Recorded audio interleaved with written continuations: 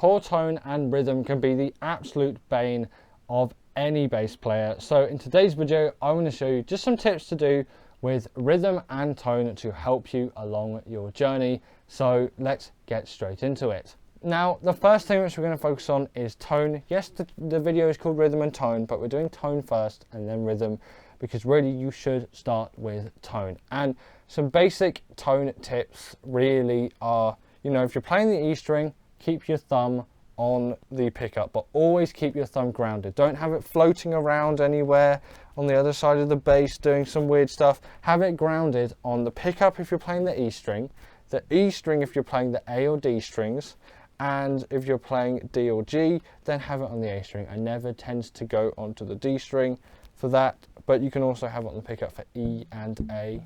I should have mentioned that to start, but basically the two strings below where you are tends to be where you want to aim for. You don't want to be stretching all the way down here to get a G string if you're on the pickup, so make sure to move your thumb, but keep your thumb grounded on something. Don't just have it hanging about wherever. You can play here as well. If you want some different tone, you can play on the fingerboard and work your way and then play on the strings, but mainly on the pickup. Choose the pickup which sounds nice to you. For me, that tends to be pickups closest to the bridge, because I'm more of a bridge pickup person. But if you're more of a neck pickup person, then go there. On this bass, I just have to play like on the side of the neck and then play there, and I'll get more of a neck pickup-y sound, but you get more of a honky sound if you play, you know, on the bridge pickup, and I prefer that to there. And it's also a bit easier to play there because I'm more used to it. But keep your thumb grounded, and then, you know, they're the strings that you should play for when you're on each one. So the two above where it is. But if you're on the A string specifically, then, you know, when you have your thumb on the A string, make sure you're resting it on the E as well. Like I'm resting my thumb on the E string as well as the A. I'm just resting it, so it means that E string is not going to ring out. So only these two strings are going to ring out, because of course that A isn't going to ring out. I've got my finger on it, and if I'm on the E string, then of course the E string is not going to ring out there, and I'm worried about the A and D strings, and I can do some muting with this part of my hand, and it tends to be the lower strings that are more difficult, so it tends to be this thumb that's doing all the heavy lifting. But especially if I'm playing the lower strings, this hand is now doing all the work, and this hand isn't doing any muting work unless it's on the A string. Then it is muting the E string. But essentially these fleshy parts of your hands here, so not anywhere near where you're playing, but these sort of bits just under the sort of knuckle area. There's the knuckle there or there, this bit, under this bit, so the sort of lower portion of your fingers on the inside of your hand.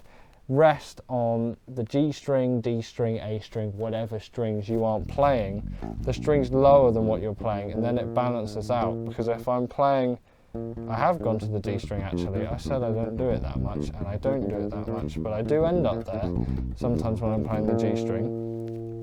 But when I do that, my thumb is resting on the three strings below it if I'm on the G string, if I'm going up to there. But if I'm still on the A string, which I usually am when I'm playing for G stuff, then my thumb's resting there, but my this part of my hand is resting on the G string when I'm playing the D string. So the D string does not ring out, and it doesn't matter. You don't need all of this on there. You just need one bit of skin on there, and then it will stop it. Yes, some places you'll get harmonics to come out, but it's not going to be string ringing out, and you won't really get those harmonics in because you're not picking the string.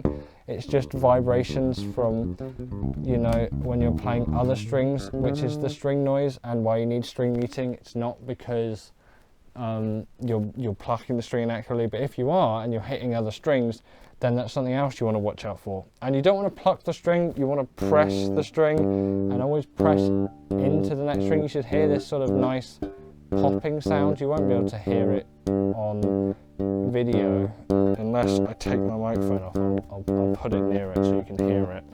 So if I put this here, you should be able to hear this sort of like popping sound from my finger.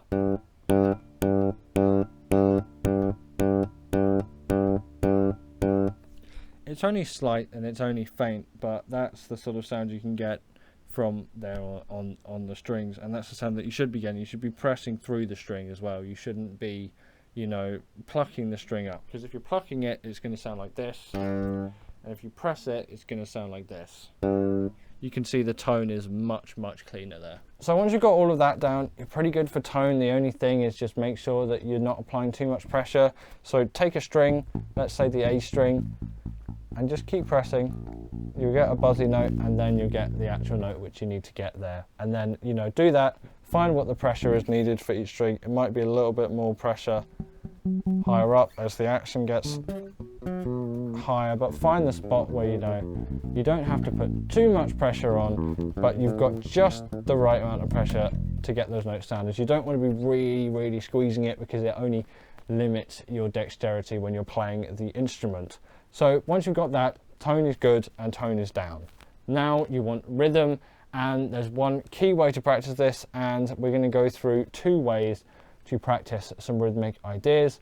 For basic rhythms such as, you know, whole notes and minims, crotchets, quavers and sixteenths, we just want to take an open string, let's say the E string, and you know that's a whole note, and it's pretty simple, and then 2, 3, 4, 1, 2, 3, 4. And then you do the same with minims, 1, 2, 3, 4, 1, 2, 3, 4. You can do that there, and then you can do it with, you know, crotchets, 1, 2, 3, 4, 1, 2, 3, 4. You can do it with those as well, and then you can go to 8 notes, 1 and if I can actually do it properly, 1 and 2 and 3 and 4 and 1 and 2 and 3 and 4. And I should have added that one as well. You always forget that one right at the end if I'm counting it like that.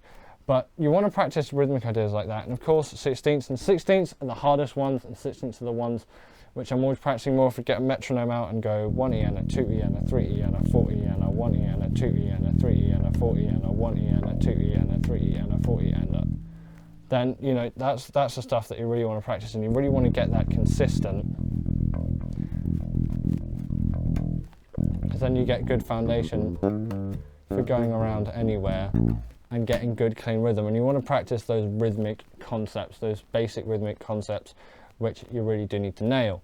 So once you've gone through, practice that. Make sure to alternate your fingers, of course, when you're doing 8ths or 16ths. I find for whole notes, minims and crotchets, just use your first finger, and then for 8ths, 1 and 2 and 3 and 4, tends to be the weaker beats that you land on the second finger, so 1 and 2 and 3 and 4. And then for 16ths, obviously you're going to need both fingers. You're not just going to be going, like, I can't even do it fast enough with one finger. You definitely need 2 fingers in there. It makes it so much harder just to use one. So once you've done that, then learning hammer-ons and pull-offs is another basic thing for rhythmic techniques to do with triplets. So essentially a hammer-on, if you don't know already, is just press, so you play a string, let's first fret on the G string, and then press 3rd fret, just press down on it. You don't need to pluck again, just press it down, and then pull off is pretty self-explanatory. You just pull off the string, and then you can see we get that. And if you're doing a triplet,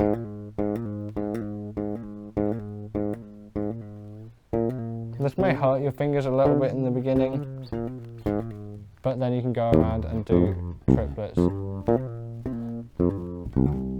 all over the place. And it tends to be pretty easy to get them clean as well. Now once you've got good tone there and you've got those consistencies dialed in, there really isn't much more to gain from doing further rhythmic practice for the time being. Get those tunes going and, you know, learn some good things. There's always time to do more rhythmic practice, I should say.